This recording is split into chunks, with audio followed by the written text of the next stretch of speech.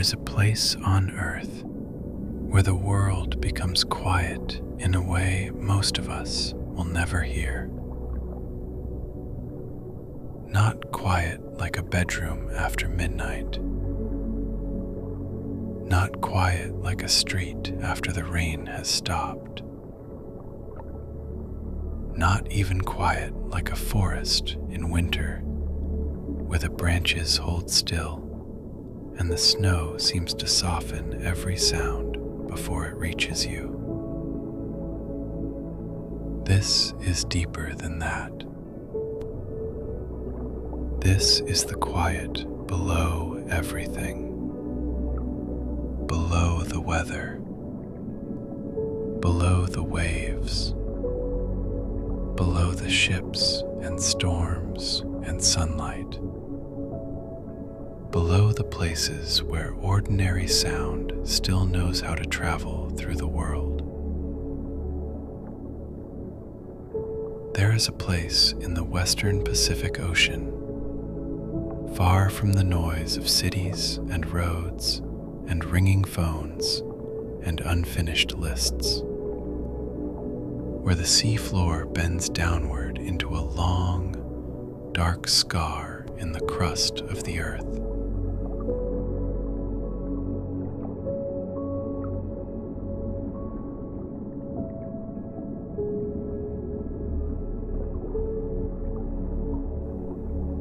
The Mariana Trench. You have heard the name before, probably. Maybe in school, maybe in a documentary, maybe in one of those quiet moments when someone says a number so large it stops being a number and becomes a feeling.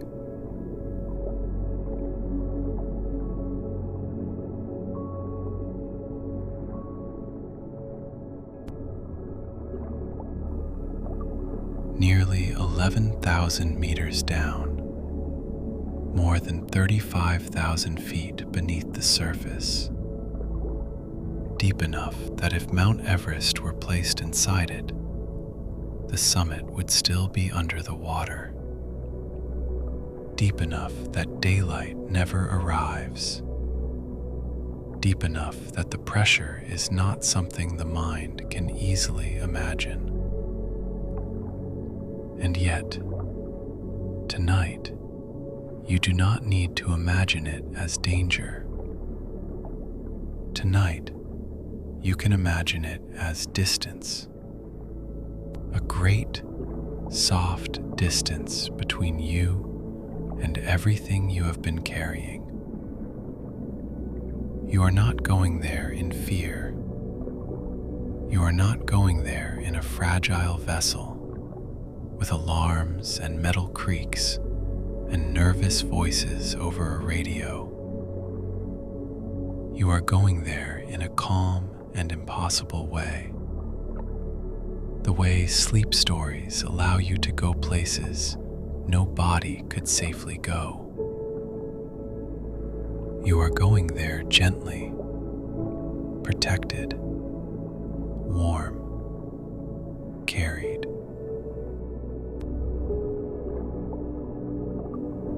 So let your body settle for a moment.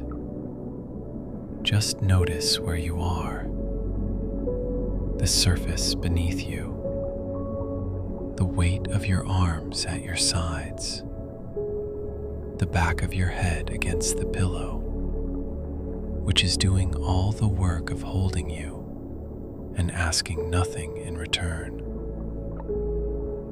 You do not have to do anything with your body right now. It is already doing the right things. Your chest is rising and falling on its own. Your hands are wherever they are. Your jaw, if you check it gently, is probably a little looser than it was a moment ago, just from being noticed. That is all it needed, just to be noticed.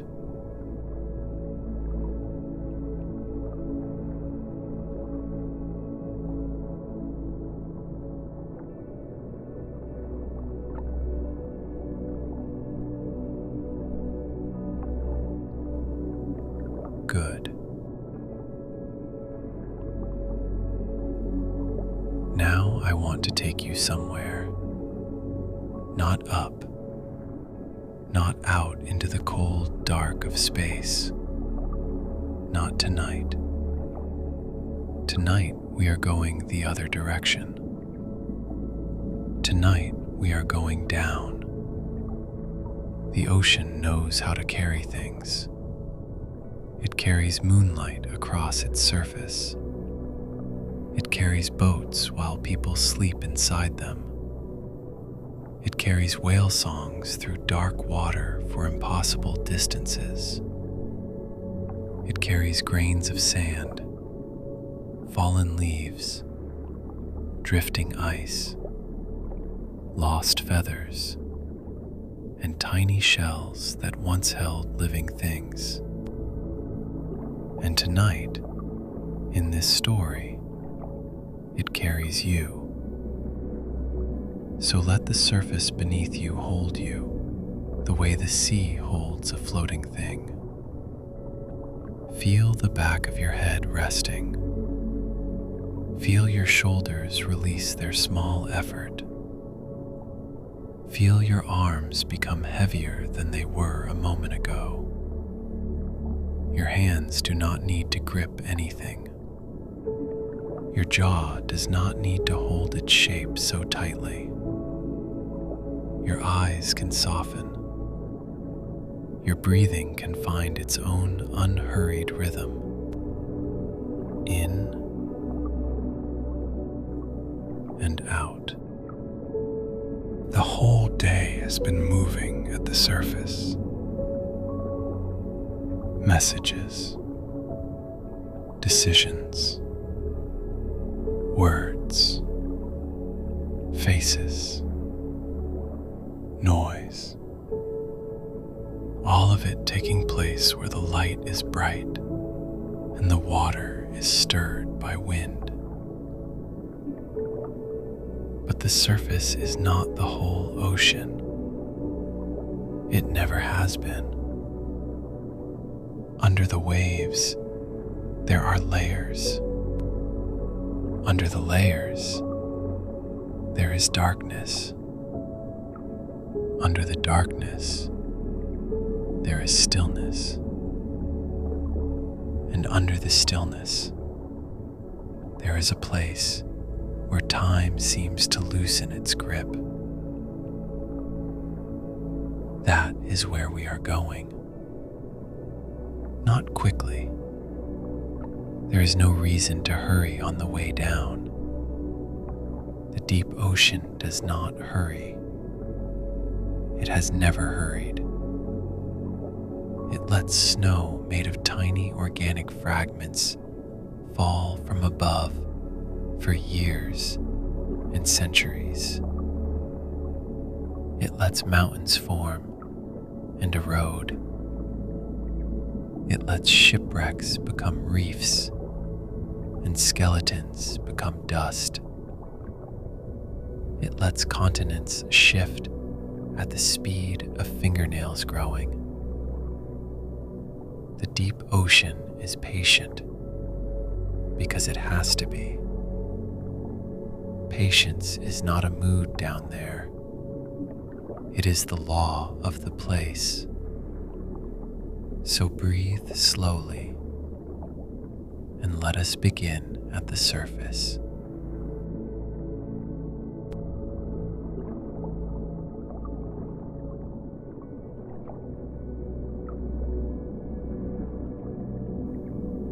The night ocean is almost black, but not completely. There is moonlight spread across it in a long, trembling path. The moon itself hangs low above the water, pale and calm, with a few thin clouds crossing in front of it, as if the sky were breathing. The sea is not rough tonight. It rises and falls in long, slow swells, too broad to be called waves, too gentle to be called motion. Each swell lifts the surface and then lets it settle again. Lift, settle, lift, settle. The rhythm is older than language, older than any road, older than any house where anyone ever lay awake, wishing for sleep. You are at the surface of the Pacific Ocean, somewhere in the western Pacific, northeast of the Mariana Islands, in a part of the ocean that does not get much traffic. No shipping lanes nearby, no fishing boats, just open water in every direction. A dark gray blue that goes to the horizon and then keeps going. Above it, the sky is doing nothing in particular. A few high, thin clouds move slowly across the moon. The light is even and soft and almost without shadows. The water is warm at the surface. That surprises people. They think of the ocean as cold, and the surface here is not cold.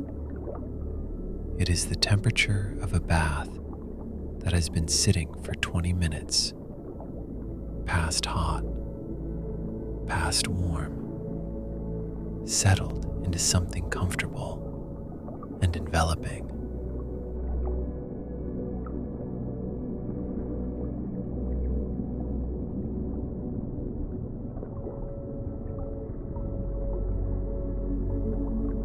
You float on your back, and the water holds you the way warm water holds things, without effort, without preference. You can feel the swell beneath you, long, slow, deep water swells, not waves that are building toward a shore. There is no shore for hundreds of miles in any direction.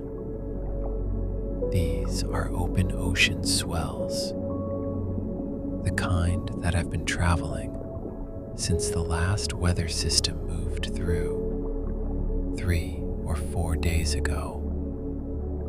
They have had time to smooth themselves out. The period between them is long.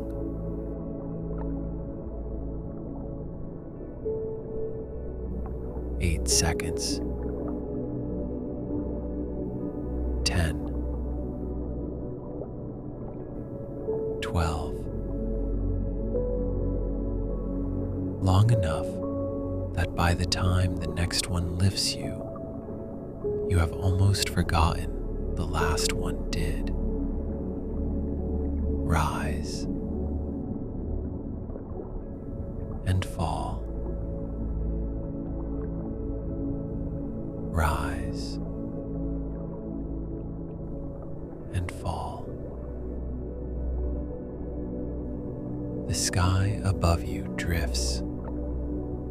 You are here, floating above the deepest place on earth, not alone in a frightening way, alone in the good way, the way a person can be alone beside a window at night, watching rain, the way a small cabin can be alone in snow, the way a lamp can be alone in a dark room and still make the room feel kind.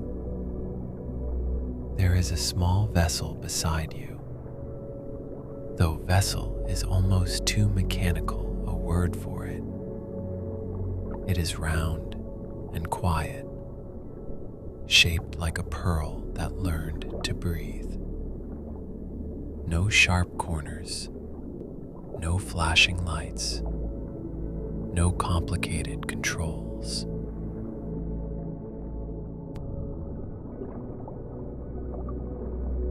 Just a warm interior, a soft seat that reclines almost like a bed, and a wide glass dome facing outward into the dark.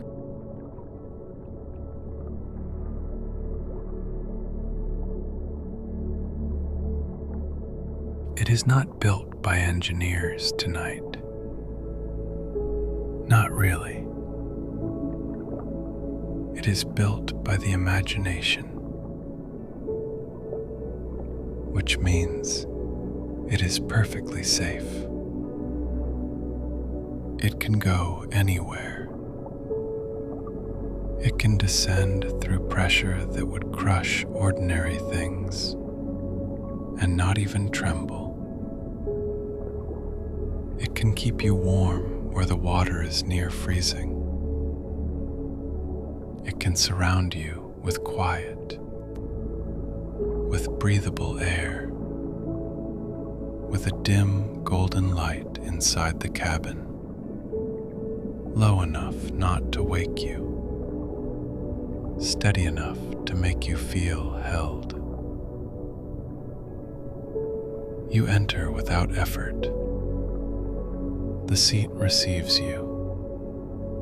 The hatch closes without a sound.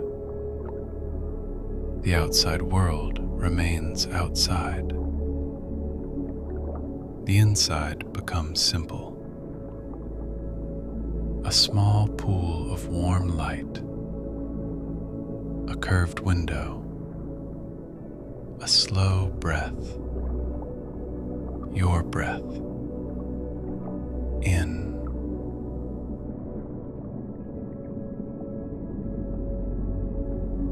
Out.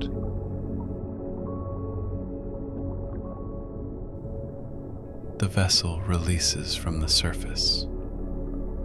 At first, it does not feel like descending. It feels like being lowered by a hand so gentle you cannot quite tell when the motion begins. The moonlight on the water wavers above you. The surface becomes a ceiling made of silver threads. The swells pass overhead now. Their undersides roll slowly, like enormous creatures turning in sleep. You are only a few meters down. You can still see the world above.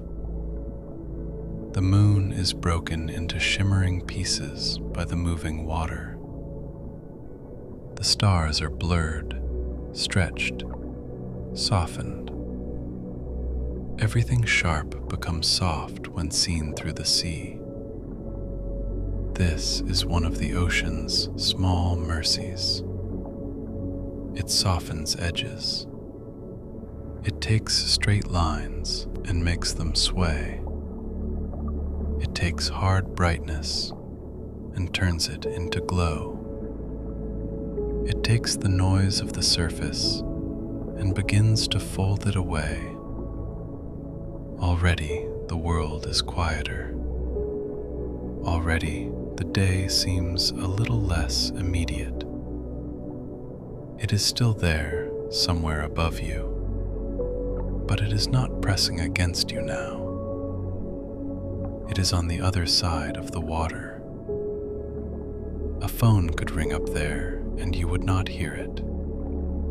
An email could arrive and it would not find you. A worry could pace back and forth on the surface, looking for a way down, and it would not know how. The vessel continues downward. 10 meters. 20. 30. The first thing that changes is the light. At the surface, the water was luminous. The moon came through it and turned it into something that glowed from inside. A blue-green that seemed lit from below, even though the light was coming from above. You descend through this glow slowly. The light is still there at 30 meters, but it has changed. It has deepened. The reds have gone first. Red light does not travel far in water. It gets absorbed quickly, and by 10 meters, the red is already gone, and everything has shifted blue. Then the oranges go, then the yellows. By the time you are at 30 meters, you are in a world that is only blue and green and shadow. And it is beautiful in the way that things are beautiful when they have been simplified down to their essential character. The sounds from the surface are fading. You do not notice them going. Wind, the small sounds of water moving at the surface. Whatever sound the world makes when it is doing its ordinary things, all of it begins to fold itself into the water, muffled until it is no longer a set of separate sounds. What remains is the sound of your own body, the slow movement of water past the vessel, your heartbeat, which you can sense more clearly than you usually can, a steady low pulse that is not in a hurry. You keep going down. 50 meters. 70. 100. The light is dim now.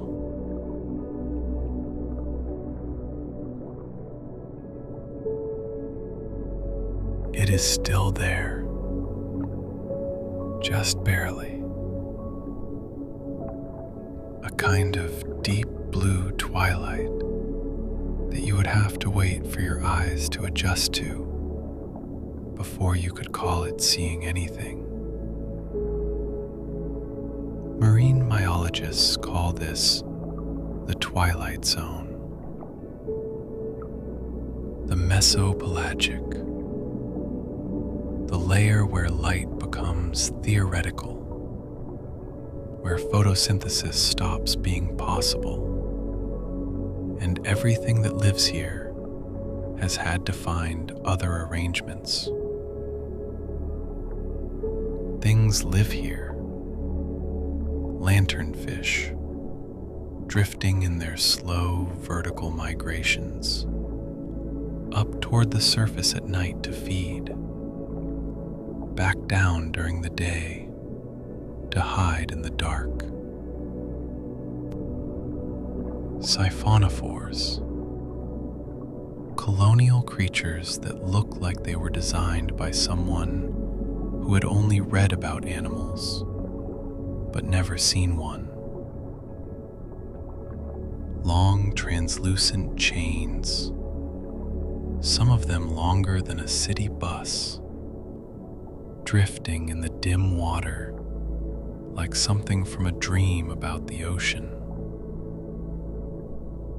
Squid, small luminous things that make their own light.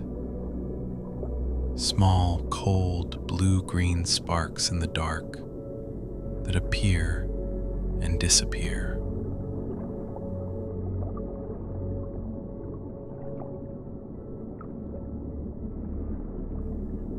They do not notice you.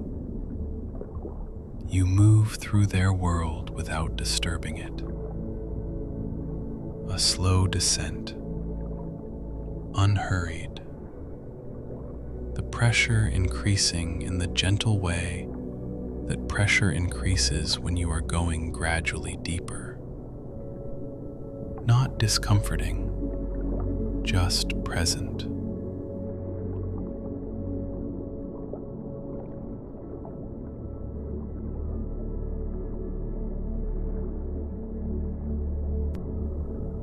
slight sense of the water having more weight to it, more substance. Your breathing has slowed already. You notice it, the way you notice things when you are getting very quiet, from a slight distance, with a mild and comfortable interest. In, out, in. The space between breaths has gotten longer. That is fine. That is the right thing. The body knows how to do this. It has been doing this every night for your entire life, and it does not need you to manage it. Let it do its work. 200 meters. The light is almost gone. Not dim exactly, not yet absent, but failing. The last useful glow has thinned into blue-black, and above you, the surface is no longer a place you could reach just by looking. It is far now. It is becoming an idea. The water temperature has dropped. Not that you feel it. Inside the vessel, everything remains warm.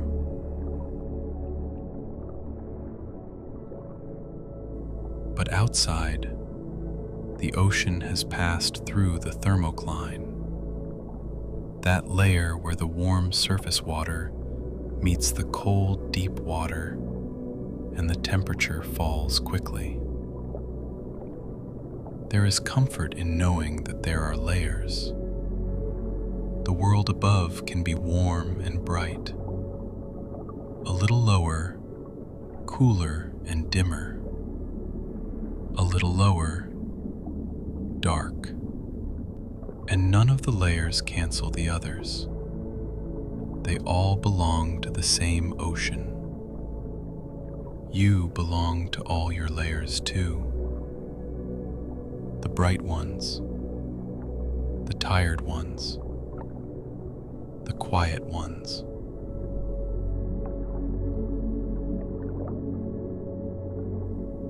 The vessel lowers you beyond 300 meters, 400, 500. Blue gives way to blue-black. The last useful light from the surface is fading now. If this were daytime, sunlight would already be failing.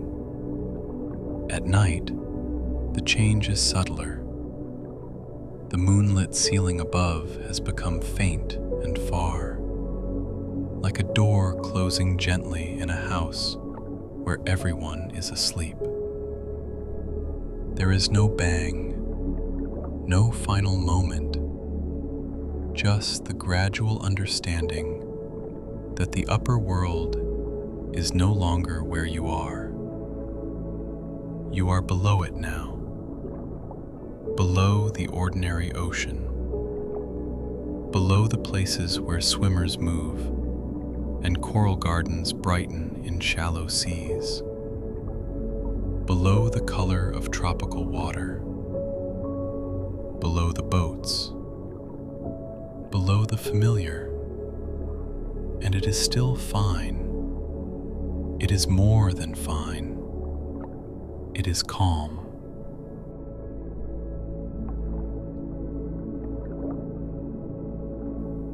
The vessel knows what it is doing.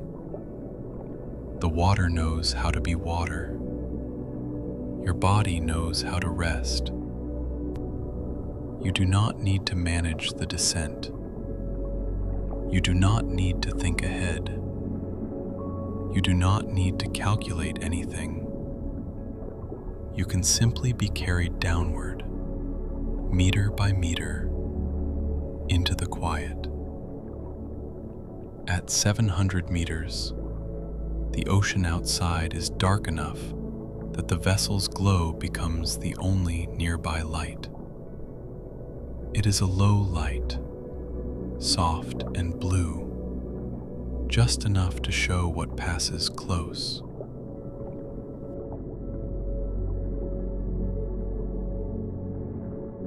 A jellyfish drifts by, transparent, almost not there. Its bell opens and closes with a slow, perfect pulse. Open, close, open, close.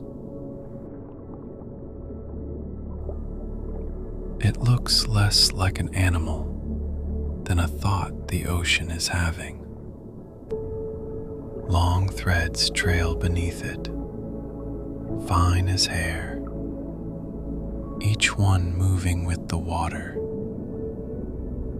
The jellyfish does not hurry. There would be nowhere to hurry to. It has no appointment in the dark, no urgent message, no destination that could be reached faster by effort. It pulses. It drifts. It becomes part of the dark again. You feel your own breathing match it for a moment. Open, close, in, out. The vessel continues down. 1,000 meters. The midnight zone begins. That is what people call it. The midnight zone. A name that sounds dramatic when spoken in daylight, but down here, it does not feel dramatic. It feels accurate. Midnight is not an event here. It is a climate. It is where the ocean stops borrowing light from the sky and becomes itself. The water outside is cold now. Not that you feel it. Inside the vessel, everything remains warm. The seat is gentle beneath you. The air is steady. Your hands rest loosely. Maybe one hand has turned palm up without you deciding to move it. Maybe your fingers have curled slightly toward the center of your palm.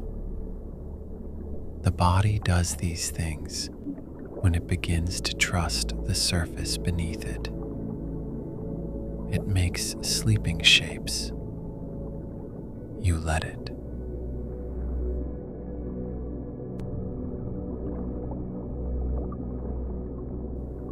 Outside, something glows and then disappears. A small green flash, then another, farther off, then 3 tiny lights moving in a line, like lanterns carried by invisible travelers. Bioluminescence, living light.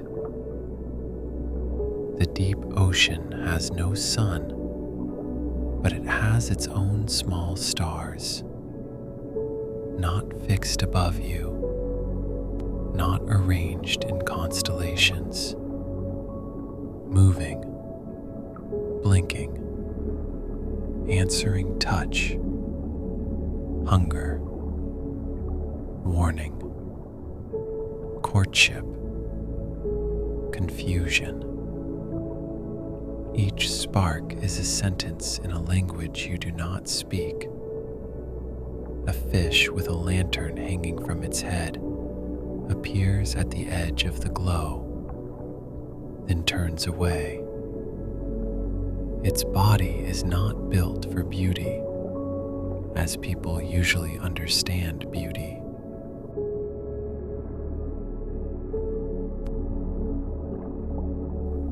It is built for this, for pressure, for darkness, for waiting, for being nearly invisible until it must not be. It passes slowly and is gone. There is something peaceful about creatures that belong exactly where they are. They are not trying to make the deep ocean into something else. They are not wishing it were warmer, brighter, easier, shallower. They are not comparing it to the surface. They live here because here is the place they were given, and there is a quiet dignity in that. The creatures at this depth have made their accommodations with the dark.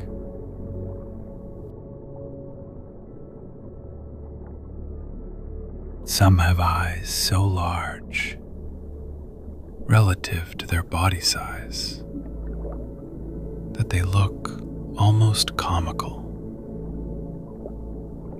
Enormous light-gathering instruments designed to catch the faintest possible trace of bioluminescence, the only light source available. Barrel-eye fish with transparent heads, their tubular eyes pointing upward, watching for the silhouettes of things above them.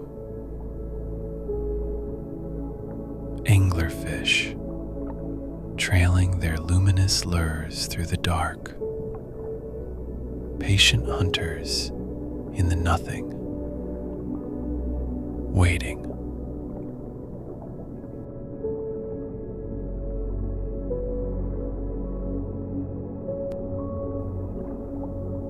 Viperfish, with teeth too long to fit inside their mouths.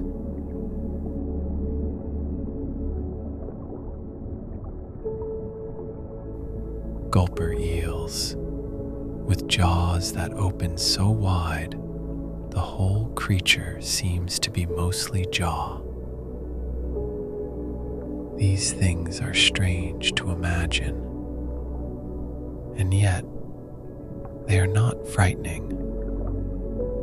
Not down here. Not tonight. They are just the forms that life takes when it has a very long time and very specific conditions, and has to figure out its own arrangements. Every creature here is a solution to the problem of living in the dark, under pressure, in the cold, far from the surface and its energy and its warmth.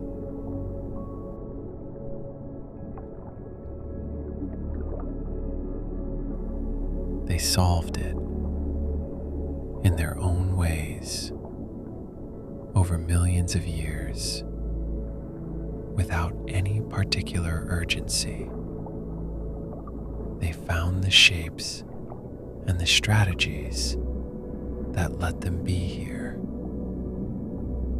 And here they are, in the dark, continuing. You continue too. The vessel moves deeper, 1,500 meters, 2,000. The numbers appear softly on a small display inside the cabin, not bright enough to disturb you. They change slowly. 2010, 2025, 2041. Each number a little farther from the world above.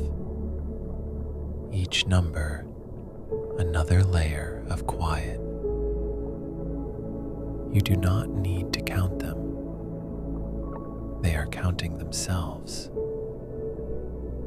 The ocean presses against the vessel, but the vessel does not mind. Pressure is simply the weight of all the water above. A great stack of sea resting on everything below it. At the surface, pressure is almost nothing. Down here, it is enormous. Yet outside, the water is not angry. Pressure is not anger. It is only weight. The weight of the ocean being itself, and your own body lying safely wherever you are right now knows something about weight too. The good kind of weight. The weight that comes when your muscles stop arguing with gravity. The weight that arrives when the day finally loosens. The weight of blankets. The weight of sleep approaching. You can let that weight increase. You can let your legs become heavier, your back heavier, your shoulders heavier, not pulled down, held. There is a difference. The vessel passes through a slow cloud of marine snow. That is what scientists call it. Marine snow. Tiny fragments drifting down from the upper ocean. Bits of plankton, mucus, shells, dust. Dust. Remains of things that once floated in light. It falls constantly. A soft, endless snowfall in the dark. Not white like winter snow. Not bright.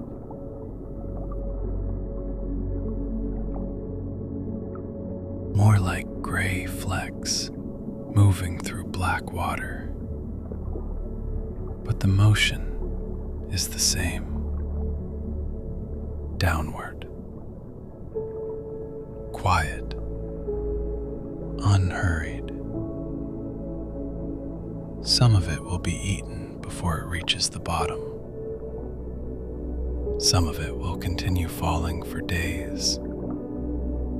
Some of it will settle into sediment where no wave will ever stir it again. There are places on the seafloor where a footprint can remain for decades. Places so still that the idea of disturbance seems almost impolite. You watch the marine snow fall past the dome. It does not fall fast. Nothing down here does. It descends in tiny hesitations, moved by currents so slow they are almost thoughts. You may notice your thoughts doing the same thing now. Not rushing, not connecting to every other thought, just drifting, One appears. It sinks. Another appears. It drifts to the side. Some dissolve before they finish becoming words. That is good. You do not need complete thoughts at the edge of sleep. Incomplete thoughts are often better. They are lighter. They do not ask to be solved.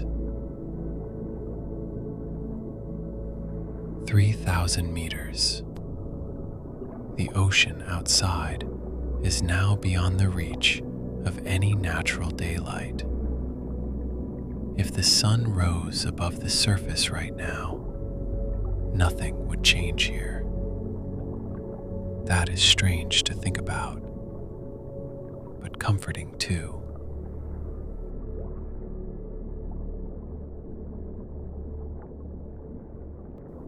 There are places untouched by morning, places where the ordinary cycles of the day do not command everything. Down here, the sea does not care what hour it is. Morning, afternoon, midnight. These are surface ideas. Down here, time is measured differently, by sinking particles, by slow currents, by the growth of strange creatures over years, by the movement of tectonic plates, by the quiet accumulation of silt. The trench was not made in a hurry. The Pacific plate bent and slid beneath another plate over immense spans of time. Stone moved under stone. The earth's crust folded downward. A valley opened in the floor of the sea, and water filled it, because water fills what is low. That is one of the things water knows. It finds the low places. It does not judge them for being low. It does not say the valley should have stayed higher. It simply enters. It fills. It rests there. The deepest place becomes held by the sea. There may be something in that for you tonight. You do not have to stay at the surface to be held. The low places are held too. The deep places, the hidden places, the parts of a person that no one sees during daylight. They are not outside the world. They are part of it.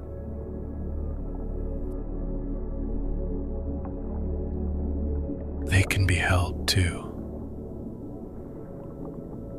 The vessel continues its slow descent. 4,000 meters. 5,000. You are now deeper than most of the ocean floor on Earth. The average seafloor. If you could spread the oceans out into a simple number, is far above you now. But the trench continues. A great downward fold. A darkness below darkness.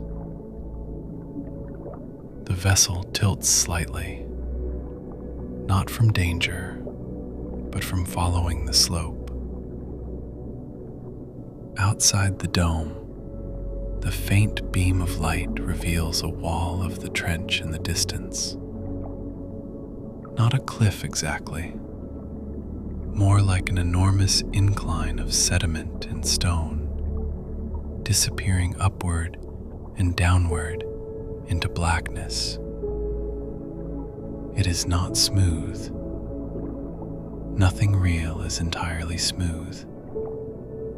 There are ridges, slumps, places where the seafloor has moved, places where time has left its fingerprints. The Mariana Trench is a long, crescent-shaped scar in the Pacific seafloor, formed where the Pacific Plate dives beneath the Mariana Plate, driven by the slow churning of the Earth's mantle. Slow is the wrong word for it. There is not a right word for it. The plates move at the pace that fingernails grow, a few centimeters a year, and have been doing so for longer than there have been fingernails. The deepest point is called Challenger Deep, 11 kilometers below the surface, nearly 7 miles, deeper than Mount Everest is tall, which people say to help, and it does help a little, but only a little, because Everest you can see. You can stand at the base of it and look up and feel the scale of it in your body. Challenger Deep, you can only go toward, and going toward it is what you are doing now. The walls of the trench rise somewhere beyond the light. You cannot fully see them.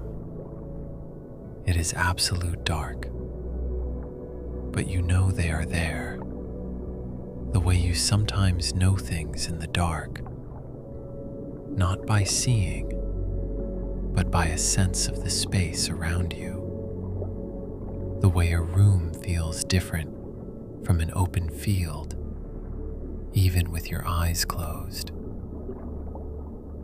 The trench has walls, and the walls rise steeply on either side, and you are descending through the narrow, quiet between them, going deeper.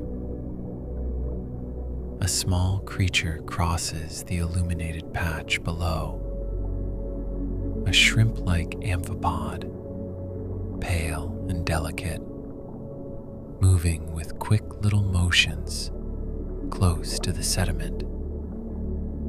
At this depth, pale is sensible. Color is mostly for places with light. In darkness, color becomes a private matter, a thing the body may still have, but no eye needs to admire.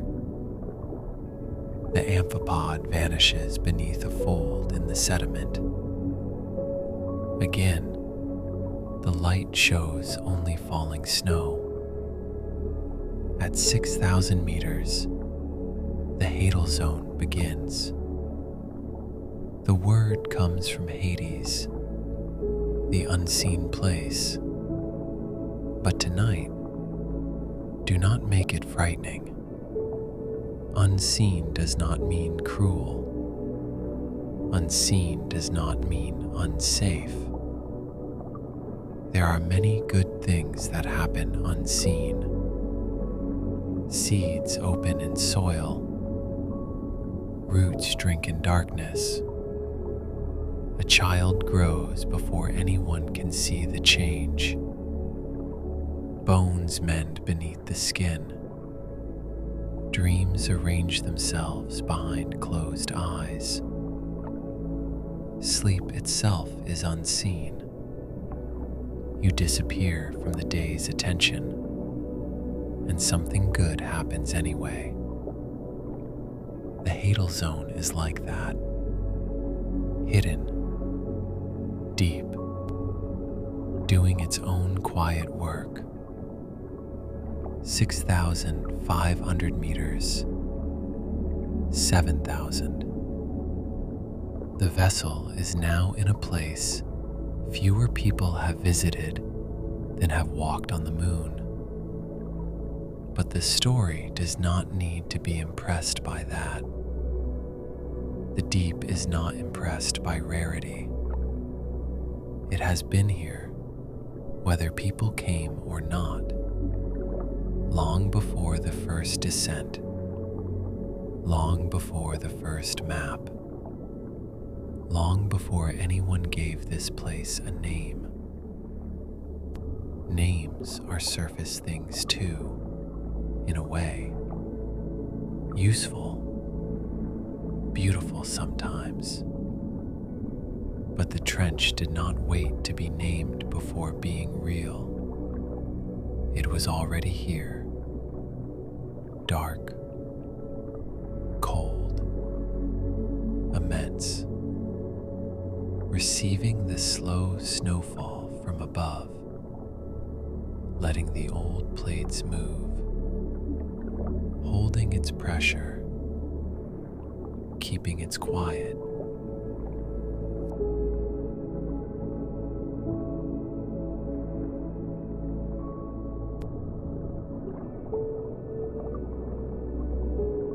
You watch the depth number change. 7,120. 7,188. 7,256. The digits are soft, almost sleepy. They do not alarm you. They mark your distance from noise. That is all. 7,000 meters from surface noise. 7,000 meters from urgent things. 7,000 meters from the brightness that asks your eyes to stay open. The vessel drifts past a slope where the sediment lies in pale folds. It looks almost like snow-covered hills under moonlight, except there is no moon here and no snow. Just soft, ancient material, placed grain by grain by the patient falling of the ocean above. A sea cucumber rests on the bottom, almost motionless. It has the calm appearance of something that has never once been late. Its body is soft, simple, perfectly adapted to this pressure and this dark. It moves so slowly you cannot tell whether it is moving until you look away and back again and notice it is not quite where it was. That is deep sea time. Movement you only notice after surrendering your need to measure it. You do not need to measure yourself right now. You do not need to know how close you are to sleep. Sleep is not a task with progress bars. Sleep is more like the seafloor coming gradually into view. You descend. You soften. You notice less. Then, at some point, without ceremony, you arrive. 8,000 meters. The vessel's gentle light reveals almost nothing at first. Only dark water, falling snow, a few small sparks far away. Then the slope widens below you, and for a while, it seems as if you are floating above a landscape on another planet. Not dramatic, not jagged, a quiet landscape, soft plains, long, shallow grooves, stones partly buried in sediment, the occasional pale animal moving with the slowness of a thought that does not want to wake anyone. There are no trees here, no leaves, no birds, no wind, no horizon in the ordinary sense. Yet it is still a landscape. The earth has many rooms. This is one of the rooms no one hears about much, because it is hard to visit and harder to imagine. But it is here, right now, as you rest. It is here. The surface of the ocean may be reflecting stars. Ships may be crossing far above. Rain may be falling somewhere in the Pacific. But down here, the trench is doing what it has done through countless nights, receiving darkness, holding cold, letting the soft sediment settle, existing without needing attention. There is comfort in a place that does not need to be seen in order to continue. Maybe part of you knows that feeling. The parts of you that work quietly. The part that keeps breathing while you think about other things. The part that heals small hurts without announcements. The part that carries you through ordinary days. The part that asks for nothing but rest. Tonight, that part of you can come forward. It does not need to explain itself. It can simply breathe in, out.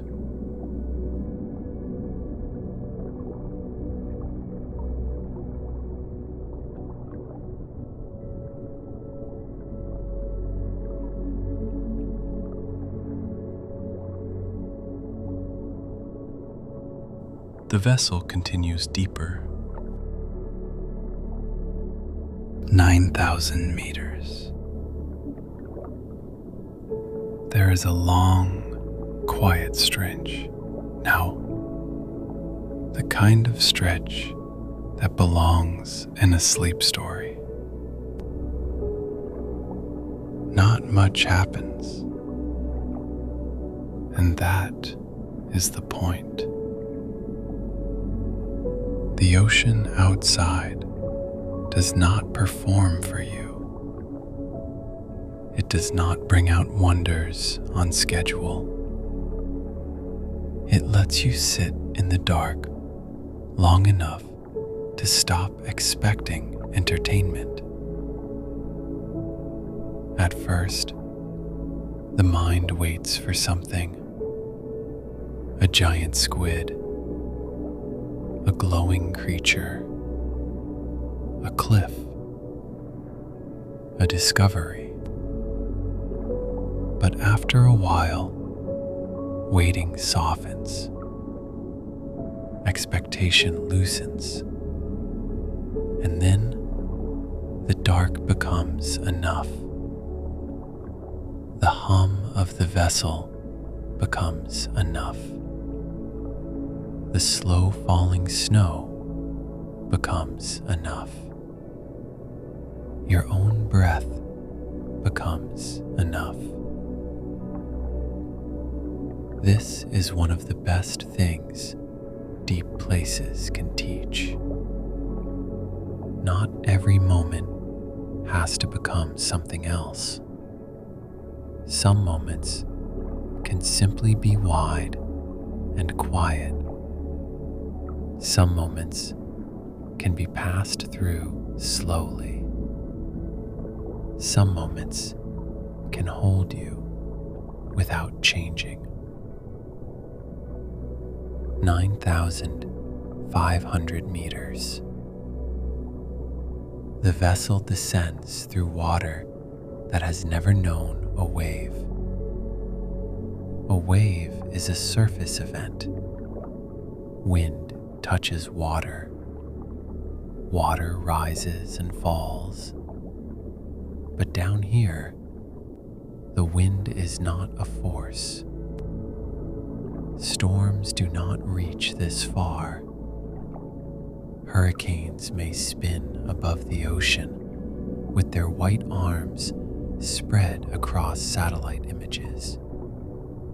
But down here, there is no sky to tear open, no rain, no thunder, no flash, only pressure, cold, dark, and quiet. Imagine that. A storm could be happening miles above you, and this place would remain nearly unchanged. There is a lesson in that too. Not every storm has to reach the deepest part of you. Some storms can stay at the surface. Some noise can remain far above. Some weather can pass without entering the quiet room below. And maybe tonight, as you listen, you can let the weather of your thoughts stay high above you. Let it move across the surface if it must. Let it make ripples up there.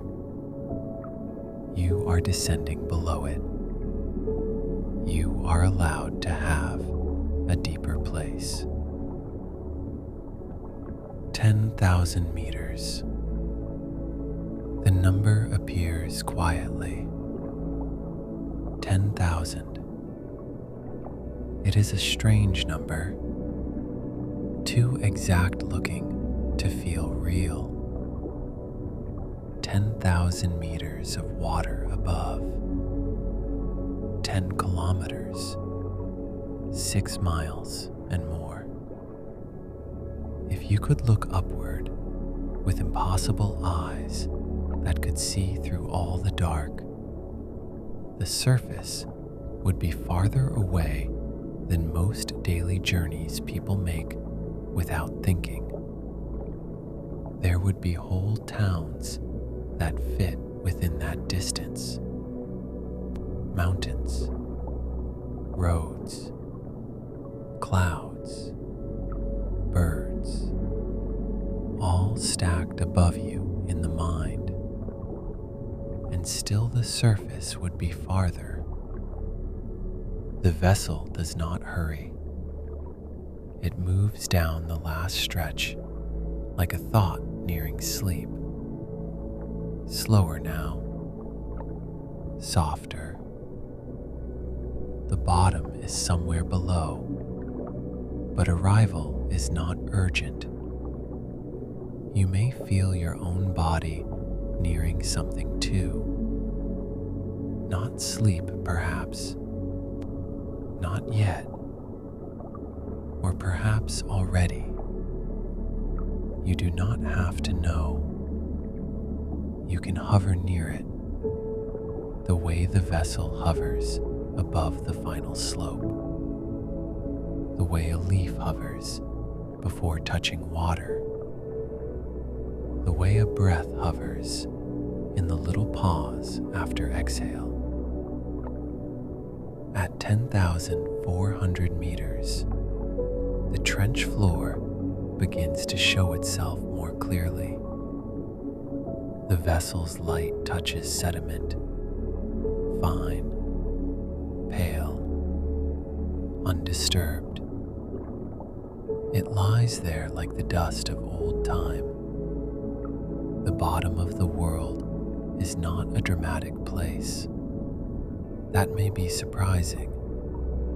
After all that distance, all that darkness, all that pressure, you might expect something theatrical. A gate, a cliff, a glowing city of strange animals. But the deepest places are often plain. Quiet plains of silt, soft ridges, a few stones, the marks of slow geology.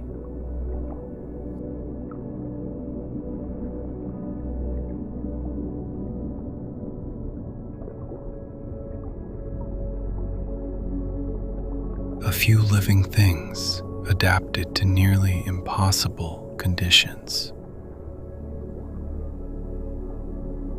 The earth does not always announce its most extraordinary places with spectacle. Sometimes, the extraordinary thing is simply that the place exists, that there is a bottom, that after all the falling, there is something that receives.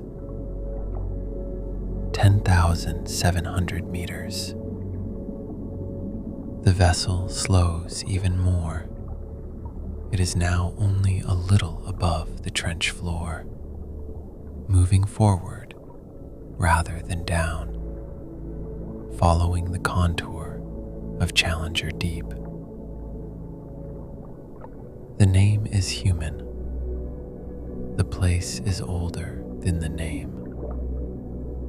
Challenger Deep, a valley within the trench, the lowest known region of the sea. You pass above it as gently as a dream passes over a sleeping mind. Outside, a small amphipod rises from the sediment and settles again. It is pale, almost translucent. At this depth, bodies are built around softness. Hard spaces inside them would not survive the pressure, so life becomes flexible, yielding. It gives, and because it gives, it remains.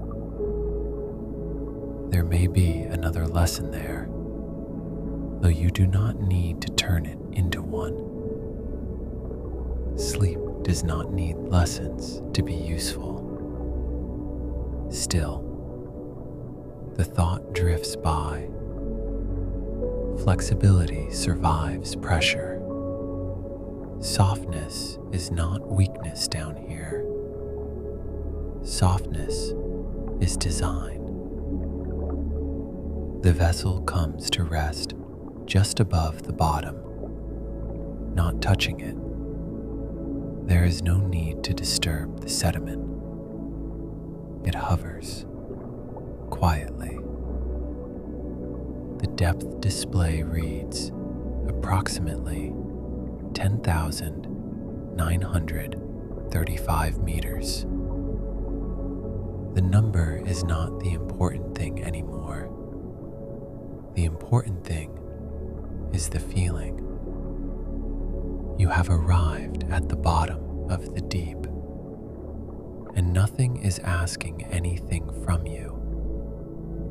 There is no ceremony, no applause, no sudden revelation, just darkness, soft light, falling marine snow, a pale floor that has been waiting without knowing it was waiting, and you, warm inside the vessel, breathing slowly for a while.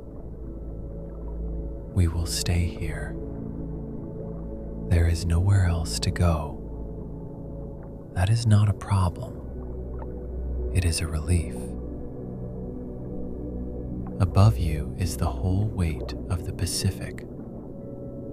Above that, the moving surface. Above that, the moon. Above that, stars. Above that, the great unmeasured dark of space. And below you, only Earth. A quiet floor, a place that receives what falls, a place that holds what arrives.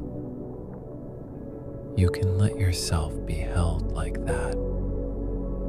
No striving, no reaching, No need to rise.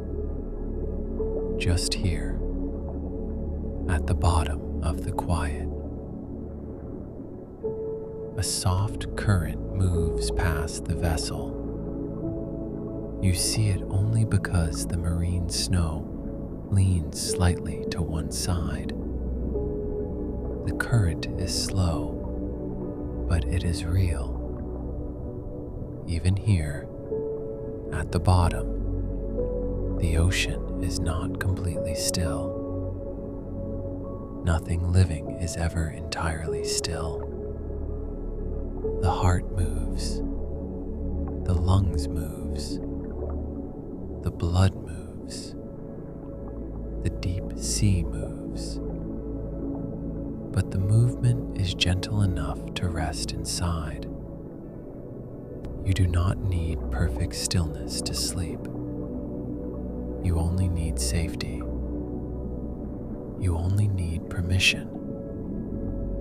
You only need to stop holding yourself above the surface of your own fatigue. Outside, the sediment stretches in all directions beyond the reach of the light. What lies just beyond the glow is unknown. But unknown does not have to mean frightening. There are many unknown things that are kind. The dream you have not had yet. The morning that has not arrived. The healing already happening without your supervision. The next breath, not here yet, but coming. Unknown can simply mean not yet lit. The vessel's glow is small. It does not try to conquer the whole darkness. It lights only what is near. That is enough. This is another thing you can take with you into sleep. You do not need to illuminate everything. You do not need to solve the entire dark. A little circle of warmth is enough.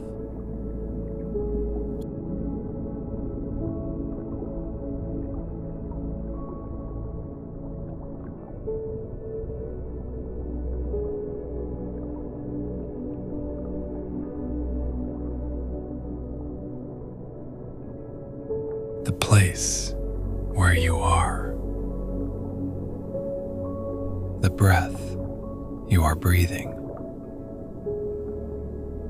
The body you are in. This moment. Enough. Now imagine the vessel resting lower, almost touching the bottom, but not quite. The sediment below is fine and pale. It has been falling here for millions of years. A slow, continuous precipitation of particles from the water above. The bodies of tiny organisms, mineral dust carried down from the surface, the accumulated drift of time. It has barely been disturbed. No current reaches this depth with any urgency. Nothing hurries the sediment. It lies as it has lain since it settled. Each particle exactly where it landed, waiting for the next particle to land on top of it, which will happen eventually when another tiny thing from far above finally reaches the bottom. You touch down in the imagination only. Not enough to stir the floor, just enough to feel arrival. The sediment accepts you the way it accepts everything, without comment, without surprise, with the complete indifference of a substance that has been receiving things for millions of years and has no opinion about any of them. You are at the bottom of the deepest place on earth. Let that be just a fact for a moment. Not a dramatic one, not a frightening one, just a fact. The bottom of the deepest place on earth feels, from inside it, like this. Very still, very cold outside, very quiet, very dark. The pressure is a presence rather than a discomfort, something you are inside of rather than something being done to you.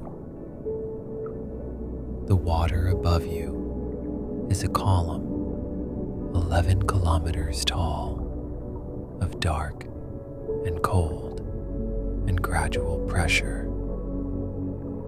And at the top of it, far above, the Pacific is doing its surface things. It swells, its winds, its slow gray blue going to the horizon in every direction. None of that reaches here. Not the wind, not the sound of ships, not the light, not the weather, not the temperature of the air, not the news from the world above. Whatever it is today, whatever happened, whatever needs to happen tomorrow, none of it reaches here. You have had that feeling before, somewhere, maybe at the bottom of a swimming pool, that specific underwater quiet where the noise of the world above becomes a muffled irrelevance, where you are briefly in a different medium entirely, where the rules are simpler and all that is required is to be still. You might have stayed down as long as you could, as a child, lying on the bottom of the pool, watching the light wobble on the tiles, feeling the silence. This is like that, except the surface is 11 kilometers away, and the silence is complete, and the light has never reached here. It is entirely fine. There are, as best as anyone can determine, bacteria living in the sediment beneath you, not visible, not making any sound, not doing anything that would register as doing something if you were not looking very carefully with very sensitive instruments. Just living, which is to say, performing the small, slow chemical transactions that constitute being alive, processing the ancient organic material in the sediment, deriving what energy they can from what is there, existing in the cold and the dark and the pressure that would destroy anything not specifically evolved to be here. They have been here for a very long time. Nobody knows exactly how long. Long enough that the word long stops meaning anything specific and becomes something more like a feeling. The feeling of duration beyond what can be counted. Of life going on in the dark, without audience, without record, without anyone knowing whether it was happening or not. It was happening. It is happening. In the sediment beneath you, in the cold and the total dark, the smallest possible expressions of life are doing their slow business. They have nowhere else to be. They are not bothered. They are not hurrying. They are simply here, as they have been.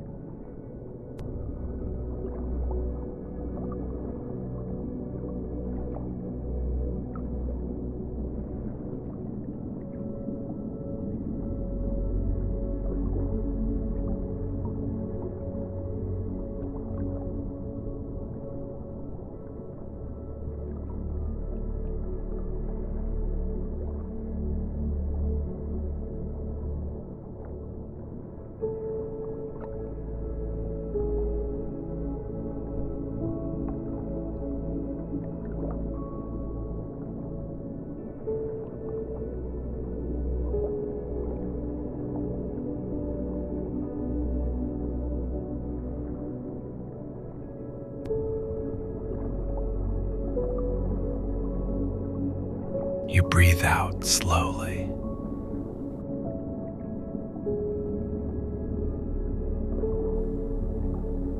Or you imagine breathing out slowly.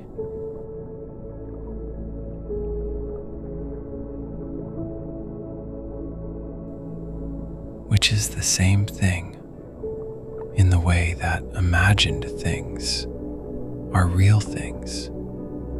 When your body is as quiet as yours is now. Your body is very heavy. Not in a bad way. In the way that bodies get heavy when they have been still long enough and quiet long enough and warm enough under whatever is covering them, that the muscles have given up their small maintained tensions, one by one, without you having to ask them to. There are muscles in your back that you did not know were doing anything. They are not doing it anymore. There are muscles across your shoulders, the ones that have been holding something you were not aware you were holding all day, maybe for longer. They have let go. The weight of your arms, the weight of your legs, the specific heaviness of a body that has finally stopped bracing for something and is just lying here, accepted by the surface beneath it, in the dark, in the quiet. The sediment accepted you. That is the thing about the bottom of the deepest place on earth. Nothing rejects you here. Nothing evaluates you or asks what you are doing here or requires you to explain yourself or justify your presence. The sediment just receives. The dark just is. The cold just continues. The pressure holds everything equally, without distinction, with complete impartiality. You do not have to be anything in particular down here. A sea cucumber moves slowly across the edge of the light. It is not beautiful in the usual way. It is beautiful in the way of things that continue.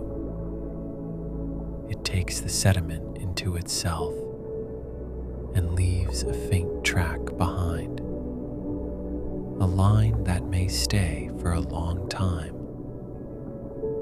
The track is simple. No message, no signature, just evidence of passage. A life was here. It moved slowly. It went on. Perhaps that is all many days are. Evidence of passage. A life was here. It moved slowly. It went on. And that can be enough. You breathe out. The breath feels longer now. Your chest falls. Your shoulders sink a little more. The muscles around your eyes soften. Your tongue rests. Your face forgets some of the expressions it has been holding. No one needs your face to do anything right now. No one needs your hands. No one needs your answer. No one needs you to be ready. At the bottom of the trench, readiness is irrelevant. Nothing is about to happen quickly. Everything is slow. Everything is held. Everything that falls takes its time. Above you, the ocean is doing its work. The currents are moving in their great slow loops, carrying heat from the equator toward the poles, carrying cold water back down. The upwellings are bringing nutrients from the deep to the surface, feeding the plankton that feed the small fish, that feed the large fish, that feed whatever feeds on those.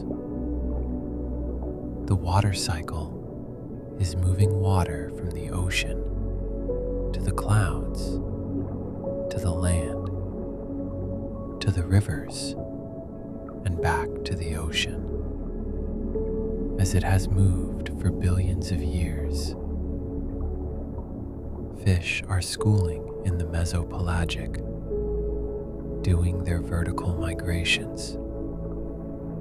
The bioluminescent things are making their cold light in the dark. The surface, 11 kilometers above you, is moving with its swells, its long, slow rise and fall. Somewhere on it, the moon is doing what moons do at night, pulling the tides in its ancient agreement with the ocean. All of that is happening. All of it is very far above you. Down here, it is still. Down here, the sediment has barely been disturbed. Down here, the cold has been this cold for a very long time, and the dark has been this dark, and the pressure has been this pressure.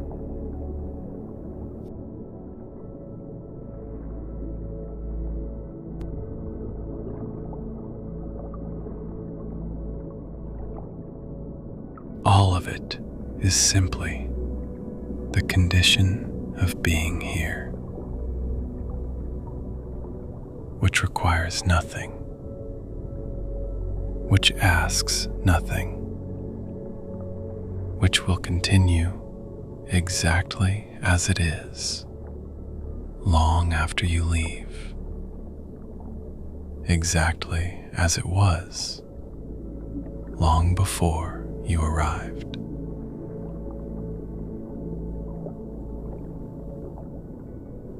The bottom of the Mariana Trench has a way of making human concerns feel small, not unimportant, just small,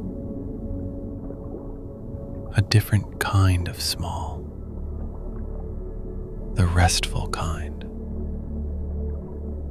the kind that lets you stop pretending you have to hold the whole world in your head. Up there, on the surface, everything can seem immediate. A message, a task, a mistake, a plan, a worry. Each one can feel enormous when it is close to your face. But distance changes scale. Depth changes scale. From here, the surface is a thin, shimmering idea far above. All its urgency is real up there, but it does not rule this place. It cannot reach the bottom unchanged. By the time anything travels this far down, it has softened. It has slowed. It has become part of the falling snow. That is what can happen to your thoughts now. They can soften. They can slow. They can become part of the background. There is no need to push them away. Pushing is a surface habit. Down here, things settle. Let them settle. A thought falls. A worry falls. A sentence you were replaying falls. A plan for tomorrow falls. They drift past the window. They become smaller. They disappear into the sediment where they can rest until morning. You do not need them now. Your breathing has slowed to something you almost would not call breathing if you were not specifically noticing it. Just the chest rising, very slightly, and falling, and rising again after a pause that is a little longer than the last pause. You know this territory, the borderland between awake and asleep. You have been here many times. Every night, if you are lucky, you pass through it on the way to wherever you go. Sometimes you notice it, and sometimes you do not. And the times you do not notice it are the nights you sleep best. Because noticing it is the last step before the noticing stops. The noticing is about to stop. You do not have to help it. You do not have to manage it or arrange it or make it happen. This is the one thing in your life that works best when you leave it entirely alone. The body knows. It has always known. It has been doing this for you since the first night you were on this earth, and it will do it now. Let the thoughts get thin. You know how they get, right at the edge, when they start losing their edges. When a thought begins and you follow it a little way, and then you are somewhere else and you are not sure how you got there. That is not confusion. That is the beginning of the thing. That is the first loosening. Let it loosen. Somewhere above you, an amphipod is going about its slow business in the upper levels of the trench. It is not aware of you.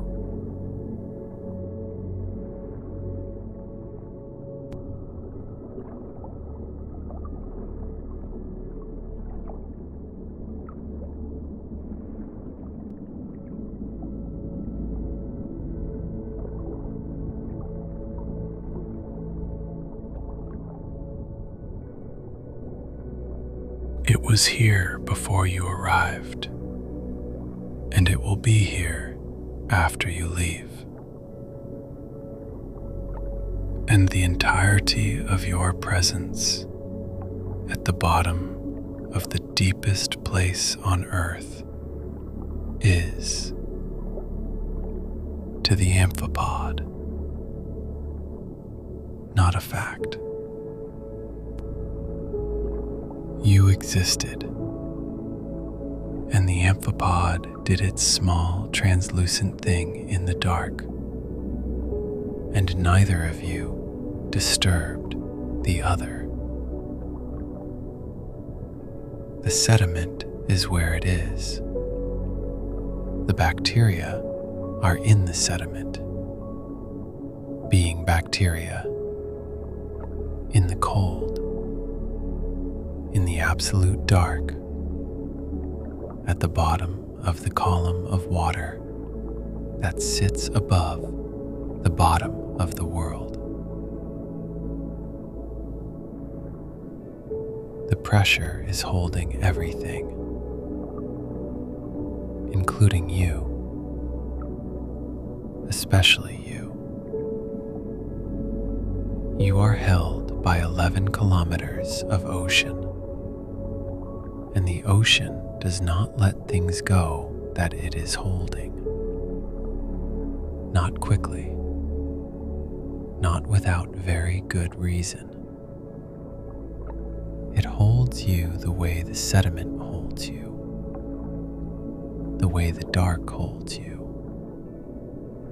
the way the quiet holds you, completely, without effort, without condition. Let it hold you. You do not have to do anything about being held. Just be the thing that is held. The deepest place on earth is very patient. It has been waiting here, at this depth, in this dark, for longer than almost anything you could name. It was here before the first fish, before the first creature that could have sunk to it and noticed it was there. It was here when the ocean above it was full of things we do not have names for. It was here when the first humans were first looking up at the same stars you looked at last night. It was here yesterday, and it is here now, and it will be here when you wake up. It does not need to be anything other than what it is. Neither do you. Not tonight. Not in this particular dark. In this particular quiet. With the surface far above and the sediment below, and everything that needed doing today either done or capable of waiting until tomorrow, which it is, which it always is, which tomorrow will confirm. The vessel dims its inner light by a small degree. The cabin becomes darker, not black, just softer. A warm, low glow near the floor. A faint blue outside. Enough to feel where you are. Not enough to keep you alert. This is the drift sequence now. Nothing new needs to be introduced. No new facts. No new destination. The story has reached the bottom.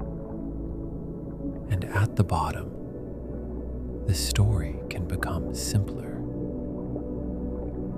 Breath.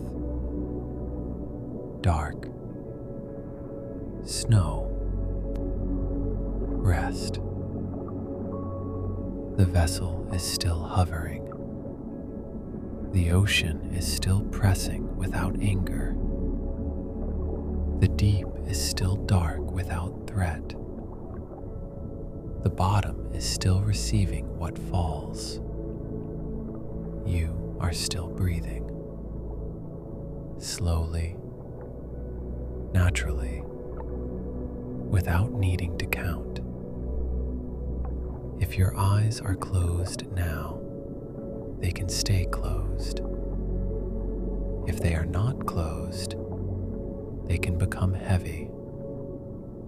The images will continue without your effort. A blue light.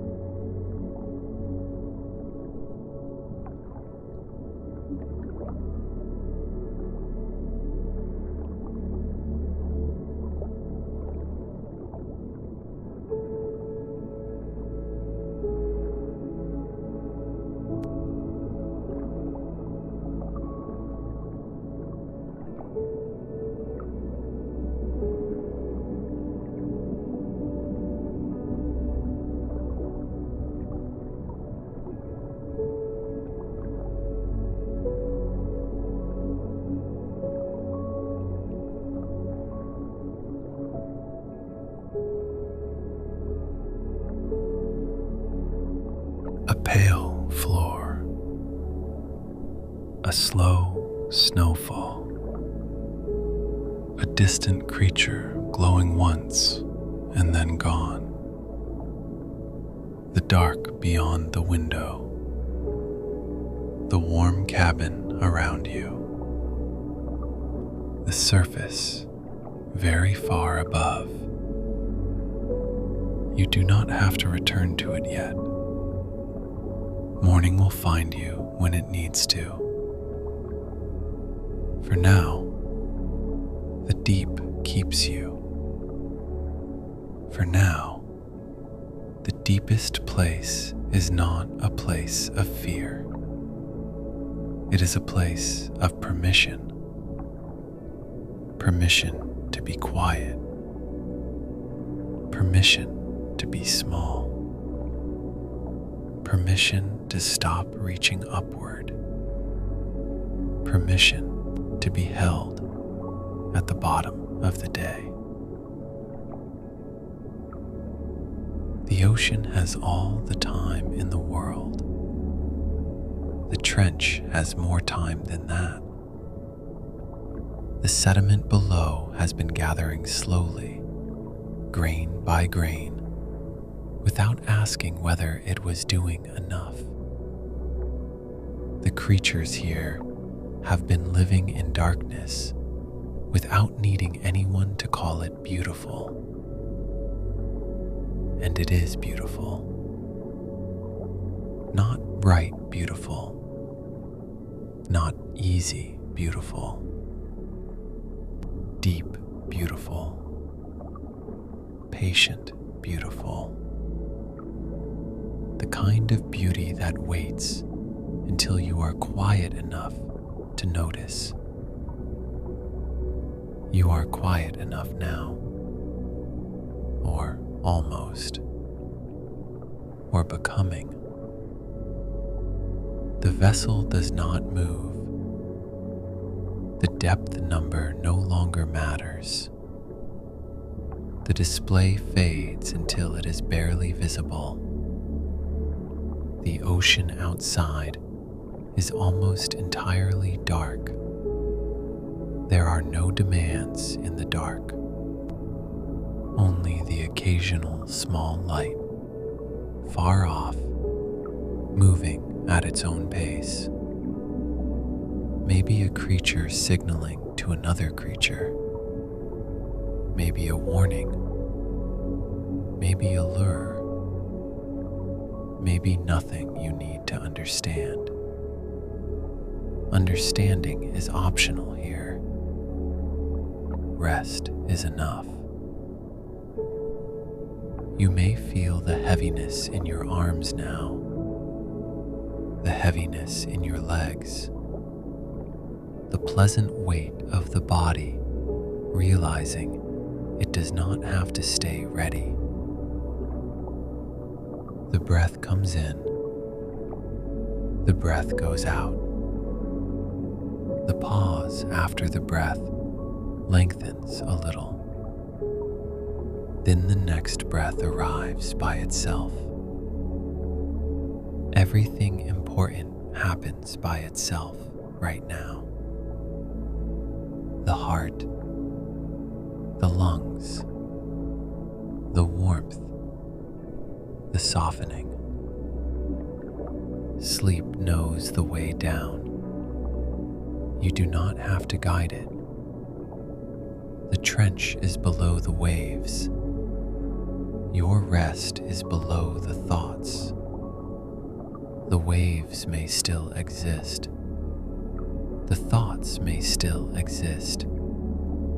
But you are deeper now. Deeper than the weather. Deeper than the noise. Deeper than the need to finish the sentence. The marine snow falls. The seafloor receives it.